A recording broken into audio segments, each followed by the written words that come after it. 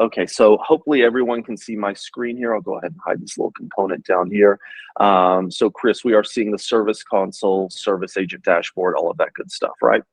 You're all good, yep. Beautiful. Okay, fantastic. So at a high level, we'll just kind of break down what we're looking at, and bear in mind that this is a platform. So everything I'm going to show you can be fully customized in a very declarative point-click way, and we can get into that a little further on as to how we can actually move this stuff around and manipulate it without having to do any sort of coding, without having to have any sort of computer science background.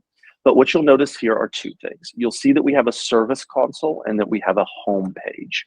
So the service console is what's called an application in Salesforce. That's just basically jargon for, this is built for service tasks. We have a sales cloud as well for that more salesy stuff. And that really gets back to if you have different business units or different companies under an umbrella that are performing different tasks, as you start to scale, you can have all of these different departments live under a single umbrella.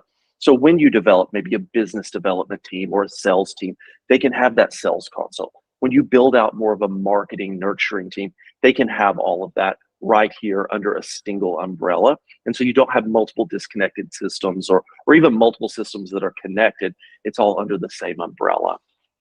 So what we're starting at is the service home screen. And the home screen is my centralized hub where I can see all of the information that I need to start my day-to-day activities. And we can change this based on the profile. So if I go over here, I have a unique profile. That is going to dictate what I see. Because again, what a marketer sees or what an account manager sees or what an executive sees, it's not going to be the same as someone else. And so on that profile level, we can dictate what they see. If we're operating under multiple different companies within the same org, if I work for company A, maybe I only need to see company A information versus company B. We're able to dictate that visibility on that profile level. So some of the things that you'll see here on the home screen are dashboards. And dashboards are a way to visualize underlying reports. So if I click on this, you'll see a bunch of source data here. These are reports that we're building to track something in Salesforce. And we can build reports to track anything. If the data lives in Salesforce or the data lives in a solution connected to Salesforce, we can pull all of that in, mix and match it. And again, it's very easy to add our columns here, add our filters to what we want to see.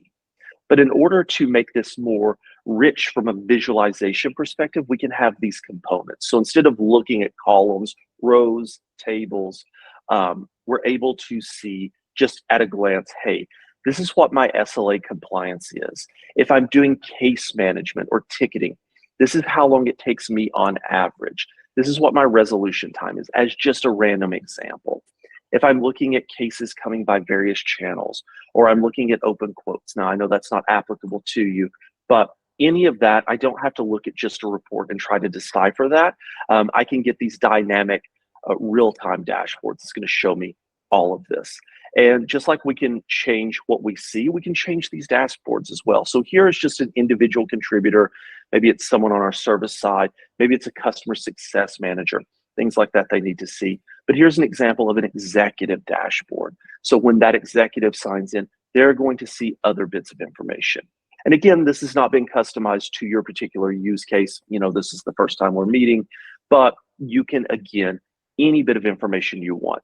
Response time by channel. So if you had multiple different ways that your clients are reaching out to you, I can see how long does it take my reps to actually respond to them based on what channel it is, so that we can move capacity around, things like that.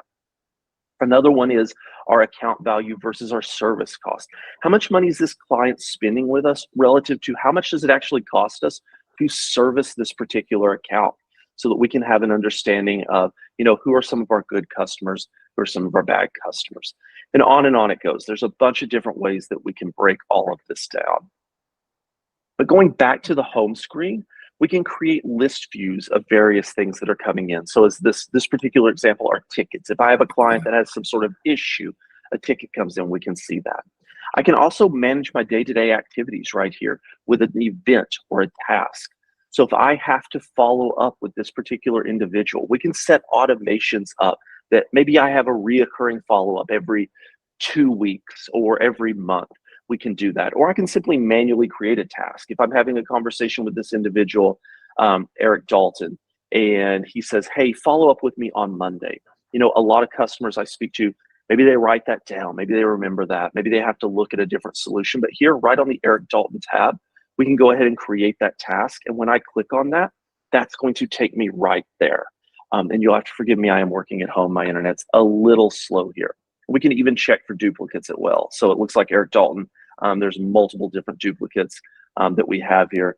So we could actually merge them all together if we wanted to, a way that we can make sure that we're working with clean data. I'm going to keep those because I use those for examples. But here, when we click on this particular contact or this particular lead, I can track any bit of information that I want. I can see all of my activities and running timeline, and we'll discuss that more in just a moment as well. But just showing you how I can simply click on that, that's going to take me to this contact. I'm going to see every interaction I had so that I know exactly where I left off with this individual. Beyond doing tasks, and of course, we can actually just automatically check those off as we're working through them. It'll strike them through and then they'll go away in just a moment. We can also create events as well on a calendar system. So right out of the box, we can bi-directionally integrate with either Outlook or G Suite, and we can pull those calendar events in to sync up with Salesforce and push that back and forth. Or we could leverage the out-of-the-box calendar that we have with Salesforce as well, so that I can see every single event that I currently have for today. If I have a meeting or an account review, I can simply click on that.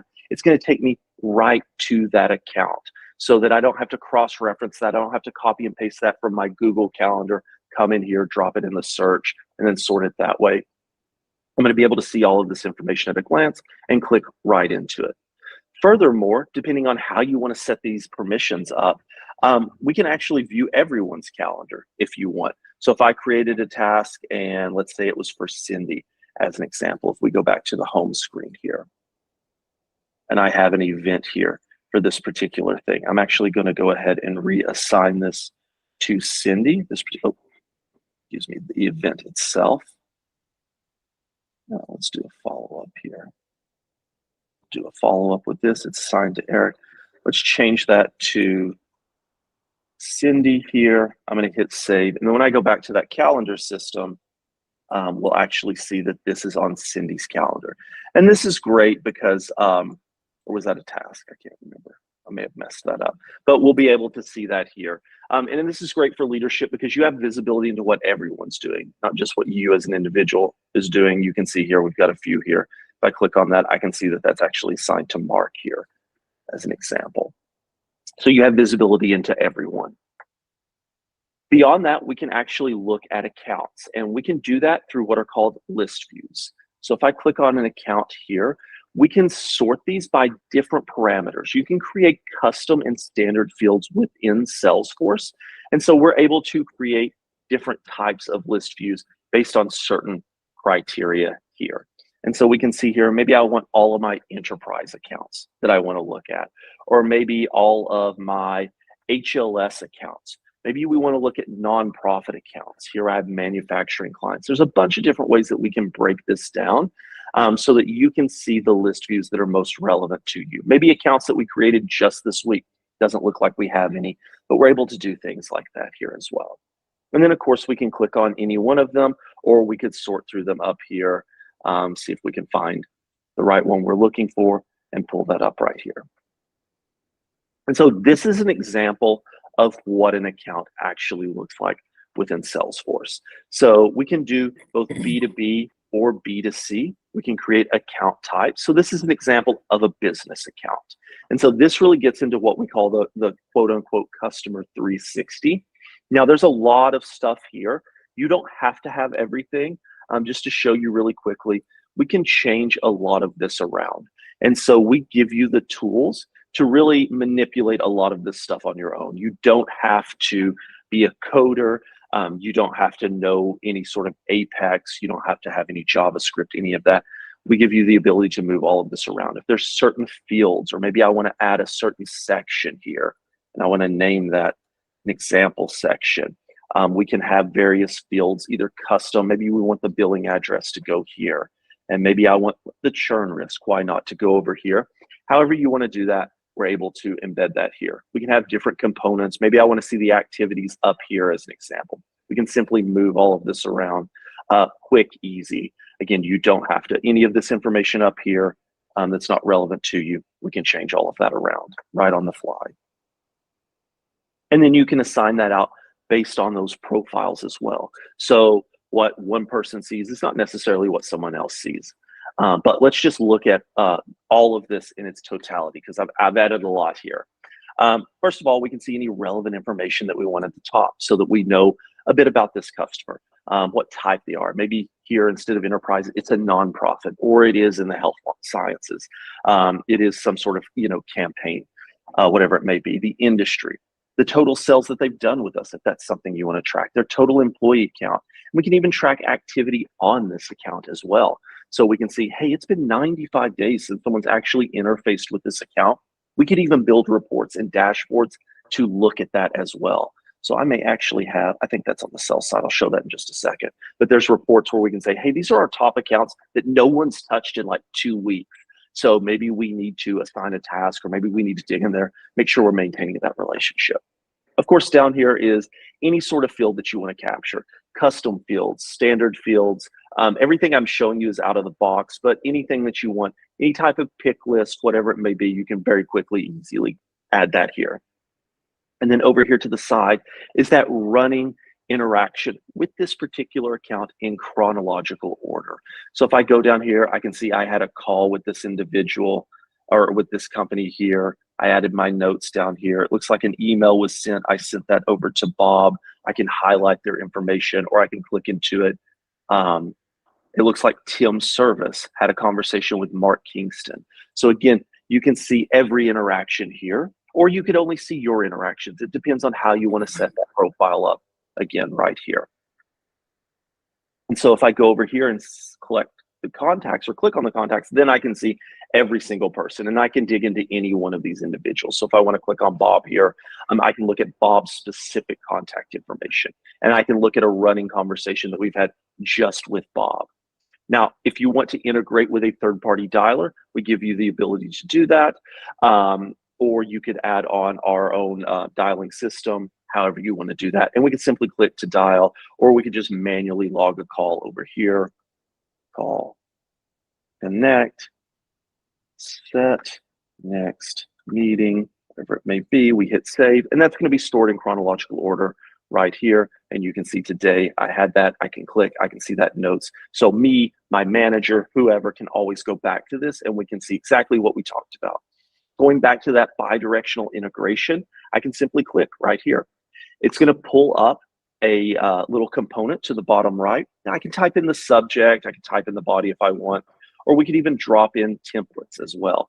So if I have, meet with me template as an example, we can click on that. That's going to drop that in, and we can even do field matching as well. So if I go to preview this, it's pulled in the customer's name. It's pulled in any information as well that we're wanting to discuss, as well as my signature. All I have to do is hit send. It looks like Bob wants non-commercial emails. It gives us a warning, let us know, but we'll just go ahead and bypass that and go ahead and shoot that off here. And again, that's going to be stored right here. You can see that. I can drop that down. I can see what was said to Bob. And if Bob responds, I can view that here. Now, this is bi-directional, so it doesn't make a lot of sense sometimes to log into the CRM every time I want to email or respond to an email with Bob. And so if you're working out of your inbox, that's going to track back here. And so you're able to see this here as well. If you're working out of your inbox, it's going to log on the CRM and vice versa. You'll be able to see it in either direction. And then any details pertaining to Bob down here that we want to track, his title, all that information right here. Sales, I know like we talked about, sales is not a big thing. Obviously, that's an option for you. We can leverage what's called an object, the opportunity object specifically, to do project management. There's really 2 ways we can do that in Salesforce. I'll show you both in just a second. The first one is just a deal that we're working. So you can have multiple steps here. This one only has 2, but you can have a multitude of steps. Actually, let me find one here. It has a few more steps in it. Just a moment. We have a technology consulting, and you can see we have, for this particular one, a multitude of steps. So maybe we have an introduction call, and maybe after that we have a negotiation or a scope of work presentation, or whatever your workflow is.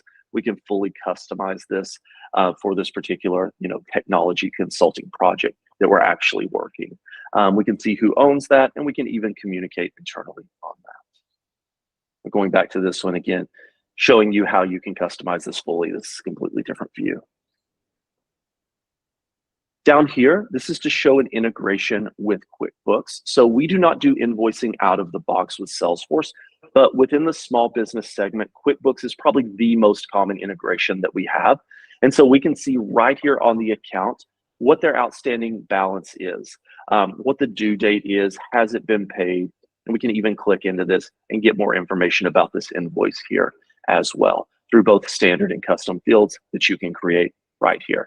And so whoever's working this account, if they're working a current project, they can get that quick view of every single person that works there, but also have they been paying their bills, or if someone calls in wanting to know about their invoice, we can pull that information up right here as well.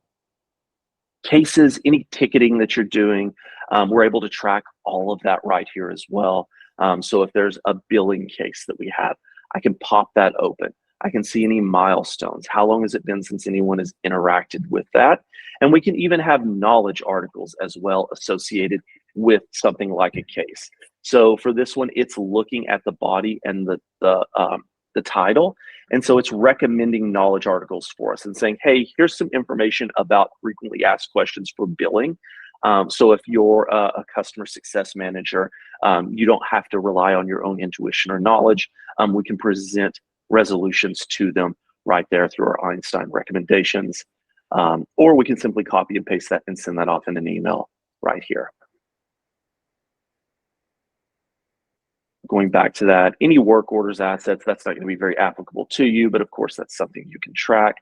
Any images, right? Any data, PDFs, photos, CSV files, whatever it may be, we don't have to have them set in a separate system and then cross-reference that here in Salesforce. That can live on this particular account or on a particular project that we're working as well. And so we're able to see that information right here. We can quickly upload a file from our computer, make it really easily. And then the projects, what actual projects are we working with this particular account? And that gets into the second portion of how we can do projects. So the first one I showed you here with this is a very linear process where we have a step, we complete it, we go on to the next step, and we can capture information along the way. The other option that we have is through a project management solution that we have with Salesforce. And so we have here an implementation consulting project that we're currently working. If I click on that, it's going to give me a summary of what this is, the percentage complete. We have a start and end date, very designated dates here, and we even have milestones listed off and when we must hit those milestones for this particular project. We can take this project and further break it out into phases as well. So we have an on-site IT review. None of these have been completed, but I can do the initial consulting. We can actually dig into that. We can get information. We can see how much time was spent on all of that right here. We can also do resource allocation as well. So if we have resources for FY24, FY25, we can allocate those right here. We can see tasks that we've delegated to those resources for this particular project. And we can dynamically change them. So for all phases, maybe I want to see all of the projects that we currently have assigned to all individuals. And so we can see a breakdown here of each one of those as well. And of course, we can see percentage completed, and we can dig into any one of those right here. We can even have dashboards as well associated with all of the projects that we have running. We don't have to go into each individual account and view that. We can see every single project that we're running right here. And so I can see all of my open tasks. It looks like we have 3 of them right here. This is a product upgrade implementation. If I click into that, we can see a summary of what this project is. Looks like this is 67% completed. And I can see down here, oh, it looks like the design and kickoff, those are 100% completed. If I go to the wrap up, we can have a breakdown of that. I can see each one of those tasks, who they've been assigned to, what percentage complete, what is the status, and we can further even click into those individual tasks as well. And those tasks can even have multiple stages within them. So you can have multiple steps within a step within a step. So we give you a lot of granularity as to how you want to build this out. And again, this is all customized in a very easy click, drag way. So if there's any part of this I want to change up, I'm able to quickly do that right here. Oh, and you can see my internet's being a little flaky here, but we're able to do that right there dynamically, quick and easy.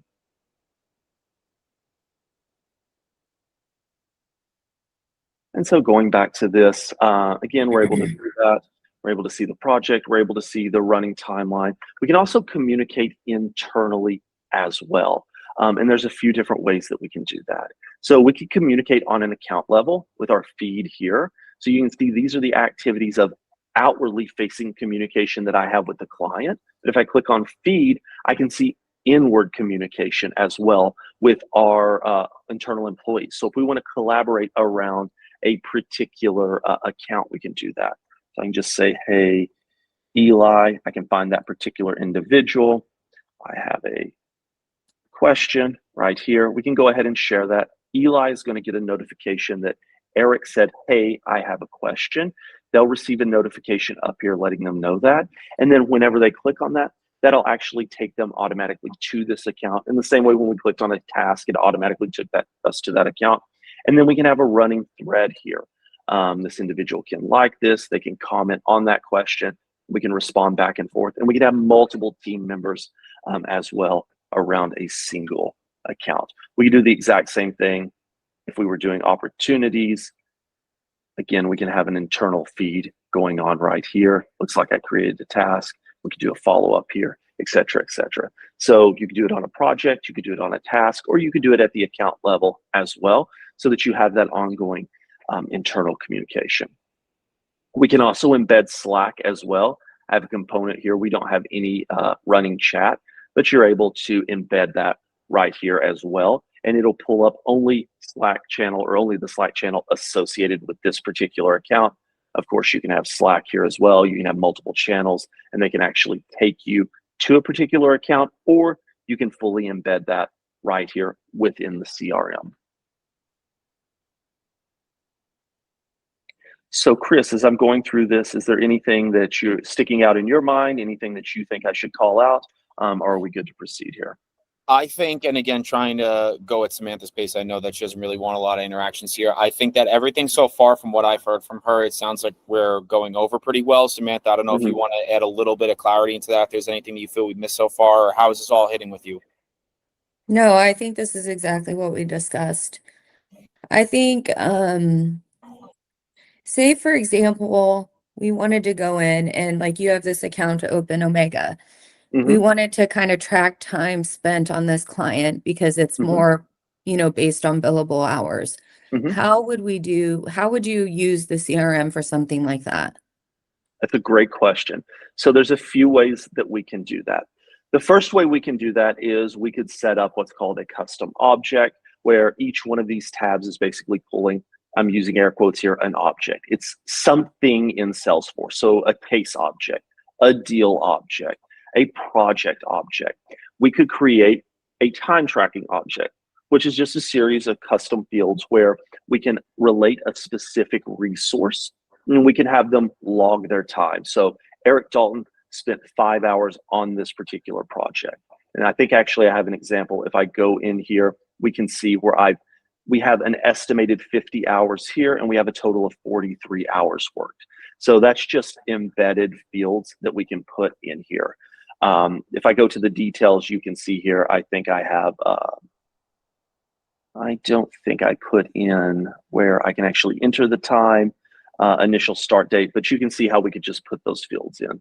Another thing that we can do is we could leverage the app exchange to embed an application within the CRM itself. So time tracker as an example. If you're not familiar with the Salesforce app exchange, it is very similar to what is on your iPhone or what is on your Android, right? So Salesforce builds that platform in the way that Apple builds the iPhone, but they don't make every single app that works with the iPhone.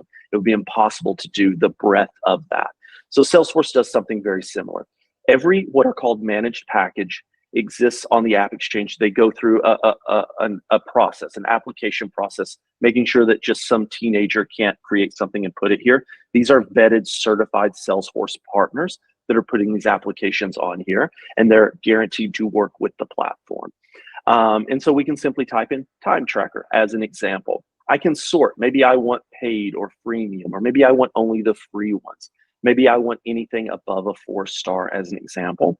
And so we're able to pull up a time tracker here that's free, that got great reviews, and we can embed right within the CRM. I can click get it now. It's going to ask me what my org ID is. It's going to make me sign in, and then it will just drop that in. And it will be a part of your instance of Salesforce moving forward. These are what are called managed packages. So Salesforce gets 3 updates every single year, right? So we're constantly improving, we're constantly making it better, we're constantly fixing bugs, whatever, the standard stuff, just like your iPhone would get constant updates. Managed packages receive the same thing. So this isn't static in time. When you embed this in, they will receive continuous updates as well. So anything that's new or anything that needs to happen to make it work better with the platform, they will also get those updates. So you can embed that right here. The employee can come in, they can track their time here, and we can even build dashboards and reports off of that. And this probably gives you an example of what that looks like through the screenshots, or you can even watch a demo. And you'll simply go to appexchange.salesforce.com, and there's a whole slew of everything from project management to time tracking to ERPs, whatever it may be, a bunch of options there. So great call out, but we give you a few different things. Another thing that I'm just remembering that we talked about was talking about account hierarchies. So if this account exists in relationship to other accounts, maybe this is a branch of a headquarters, or maybe this is the headquarters and there's multiple locations. How do we relate those? And so we do that through what's called account hierarchy. So if I click on this little button here, it will break down those relationships. So it's saying, hey, the Omega account is the current one I'm looking at. It's got the location, its main contact, even the main account manager that owns this or that works that, we're able to view that. But furthermore, I can see every single associated location as well. I can see what their relationship is. These are branches, and then a further breakdown. I can even click on one of them, and it'll take me right to that particular account. And I can go back and I can see, oh, this is where we are in relationship to Omega, as an example. And just to kind of speak to that a little bit, I know you probably understand what he's saying, but this would essentially be the correlation from Civic to BHA to Fulcrum. That's just showing the breakdown, how everything funnels up and is correlated through in a situation like your guys. Perfect. Thank you so much, Chris. So there's one other thing that I want to touch on, and I don't know how applicable it will be in the initial phase for you guys, but it's definitely something worth mentioning as you grow into it. And that's called the Omni-Channel router. So Omni-Channel meaning multiple channels. How do our clients reach out to us when they need something? It might not even be a brand new client coming in as a quote unquote lead. Maybe it's a current client that sends us an email, or maybe they reach out to us via phone call. How do we make sure that someone's getting in front of them immediately? The Omni-Channel is a great way to embed or integrate all of your channels, all the multiple ways that your clients reach out to you, and allow them to reach out to a rep, either a specific rep or one that's available in real time. And so in the what we call utility bar down here, no matter where I click, no matter what I'm doing, if we move around here, that utility bar is always going to be down here. If I click on this, I can set my disposition. Maybe I want to be available for chat or phone or only messaging, either email or text, whatever it may be. Maybe I'm busy, I'm on lunch, whatever it may be. We can do capacity-based real-time routing so that as your clients, as these potential leads, whoever it may be, are coming in, that they're not having to wait for us to reach out to them. So I'm just going to go available all here. And we'll be able to see that as these clients come in, it's going to populate here. Now I have AirPods in, so you most likely can't hear the ringing, but there is a little ringing that's coming on as these come in real time. Now we can see how long they've sat there. Thankfully, these are not real people, but this one's set here for a year and a half. But you're able to track that as well. And that goes back to those SLAs, right? How are we reaching out? So it looks like someone sent us some sort of phone call clarification. They left a voice message. I can exit this out. It's just going to drop it into the queue and send it to the next person that's available, or I can accept it. As soon as I accept it, as this is coming in real time, it's going to pull this customer information up for me right here. And so I know that Aaron Walsh is who this individual is. It's cross-referenced all of their data within Salesforce. I know what their account is. I can go ahead and click on that right now and start to get an understanding of, okay, well, where are they at with their invoice? Well, they don't even have an invoice. Do they have orders, right? What are the communications we've had with this individual right here in real time, going back to that 360-degree view? Do they have any files that they've uploaded? What projects are they running? What details? I can see all of that in real time. And we're able to view Einstein recommendations, like how can we resolve this? It looks like they have an issue with bills. So right there's that frequently asked question about billing again, 401k rollover, whatever you have in your knowledge base, it can sort through that and say, hey, these are probably ways that we can help our customer right here in the immediate. So it's a great way. Again, don't know if it's applicable, but I still want to show it because it is available to you. A great way to ensure that we are reaching out to our customers or that our customers are reaching out to us in some sort of meaningful, impactful way. And then of course we can track all of that capacity here in real time. I can see every single individual that's online. I can see what they're doing. I can see when they logged in. I can see what their workload is, all of that good stuff right here. Any queues they're assigned to, we can track all of that in real time. That's awesome. Great, great. And so one more thing I wanted to touch on, I have another example of some dashboards here. Going back to how we can build these dashboards off of anything. It doesn't have to be Salesforce related data. It can be something like a QuickBooks that's connected to Salesforce. So instead of just looking at our invoices on just an account level, I can build these dashboards off of that data right here. And so I can see at a glance, what are our past due invoices by account? And what's the dollar amount associated with each one of them? What's the total past due invoices balance that's owed to us right now? Maybe I want to know number of projects by location. And so we're looking at, hey, in Arlington, we have 30 ongoing projects. In Cambridge, we only have 10. We can break things down by region because again, we can track any of this on that account level. We know where these accounts are located based on their billing address. And we can say, okay, we have a lot of projects going on in Central or East or West or however you want to break that down. If you want to track what your reps are doing, not just on an account level or your customer success managers, whatever it may be, I can see right here who's sending the most emails, who's making the most calls, who's setting the most meetings. We have visibility into all of that right here. Year over year growth. If you're working with vendors, projects by vendors, there's a bunch of different things. On and on it goes. Any data, again, that lives within Salesforce, we can view that right here. And this was something that I alluded to earlier because we can see who's touched accounts and how frequently. I can see specifically large customers of ours that we're not engaging. So not just any customer, but what we've dictated as a large customer. How long has it been? It looks like for this particular one, it's only been 2 days. But for Pinnacle Partners, it's been 156 days. So we should probably reach out to these individuals and contact them. So again, all of this is dynamic. I can go ahead and click on that. That'll take me right to that account right here. Yeah, do you have an example of like a nonprofit, some sort of grant manager, someone who used the services? Could you pull up an example for that? So I don't have an example of that in front of me, but it's important to know that Salesforce has a nonprofit specific cloud. So if you Salesforce nonprofit, now you have to be a registered 501c3 or in Canada, a registered charity. I believe it is limited to North America, but we have something built out specifically for fundraising, grant management, all of that great stuff that you can see here, program management, a bunch of different things here, but that's built solely with nonprofits in mind. And we can get you some more information. I don't have access to that demo. I'm not on the nonprofit side, but we will absolutely get you some more information over on that. So if we had one of the companies as a nonprofit, would it still be integrated into the overall CRM, or does that one have to be run completely independent? No, they can be connected.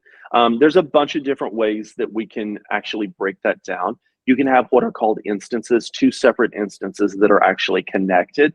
There's a bunch of different ways we can divide it out based on that profile that we talked about earlier. But yeah, you can set it up where only people on the nonprofit side see that, or maybe executives or leaders see everything, or maybe everyone sees everything. There's a bunch of different ways that we can have these communicate, but it's all Salesforce. It's all the same platform. So we have visibility into all of that. The nonprofit cloud is just, when we were talking about those objects, again, I'm using those air quotes, or those custom fields, they're all built out for nonprofit in mind. What's important to you? Because sales and opportunities, those aren't important to nonprofits. And so we've built this particular platform for that in mind. And Samantha too, as well, just to kind of allude to what Eric was talking about there, the question you asked, all that can be done to speak to like the hierarchy and however you want a security drive each one of those organizations, right? So people can have access to certain bits of information where others can't. But if Civic, in your example, is the main parent company, they can have full access to see everything that's going on with all orgs, get reporting on it. But it's security driven. However granular you guys choose to do, they can only see whatever needs to be seen from that facet, if that makes sense. Yeah, and I think, my main objective is to just make sure that the executives of the company, the holding company, can sort of have a one-stop shop, and just to make sure that they're not having to log into 5 different things to see what's going on within the company. Just streamlining and just making that a very smooth process. That's really important. Yep. Definitely. Yeah. Absolutely. Doable all here. And again, just to speak to, I know Eric touched on it, but that nonprofit, even though it's a separate skewed specifically for that, it can all be put into the same space and security driven as well. So it's one login essentially for everyone in one place. Okay, perfect. And what about as far as like storage goes? Like, say, for example, we have an opposition research firm, like, sometimes we have books that come back, it's essentially like a private investigator, and the books are hundreds of pages long. Like, what is the storage capabilities? Yeah, so it's and broken. Security, I guess. Yeah, so we can get you some information over on the security, but we are SOC 2 compliant. Our pillar of trust security is one of those, main pillars of trust. All of our data is encrypted both in transit and at rest, behind encryptions, behind different types of security protocols as well. So we can send some information over about our security compliances, all of that, but rest assured your data is incredibly secure. We offer HIPAA compliance for HLS, a bunch of different other types of compliances as well. So we can definitely assure you that that's not going to be an issue. The other question, I'm so sorry, I'm blanking. What was the other question? Just on storage. Oh, yes. So it is basically broken down per org, per user. So I don't have the exact numbers, Chris. I don't know if you remember, but it's several. You're pulling it up right now. I think it is for the enterprise edition, 2 gigs per user that you have. If you ever run into any storage limitations, and we almost never, not from a file perspective, we almost never see that. You can always purchase additional storage if it's needed for a nominal cost. Okay. And what about any HR systems? Is there any, preference for Salesforce, like that you guys integrate well with, like, say for a system like Paycom, integrating with Paycom? Is there any capability there? Yeah, that's a great question. So, my internet. One thing that I'll speak to with this, actually, it's funny enough, I came from, prior to Salesforce, I worked for Paylocity, which is one of the main competitors for Paycom. So Salesforce is open API, right? So the point is that what data will flow back and forth can all be set up through your implementation partner. Is there something specific for Paycom or for payroll in in particular. I don't know if there's an actual payroll add-on widget that we have in AppExchange, but the point being is that Salesforce is open API. So if there's data that's needed from the HR software that you would like to get reporting into Salesforce, Salesforce can have connectors built out to consume that data. It's just a matter if Paycom plays friendly, right? So again, in my experience with Paylocity was an open API, so it can be moved back and forth. I believe Paycom is the same, but it would just be on a partner, whoever's setting your instance up, to build out the connection to see what data is going to flow back and forth. And as you can see here, there is one that goes. Okay. Yeah, and we don't have anything like that set up, but just thinking long term about capabilities and integration, that's super helpful to know. Yep. Absolutely.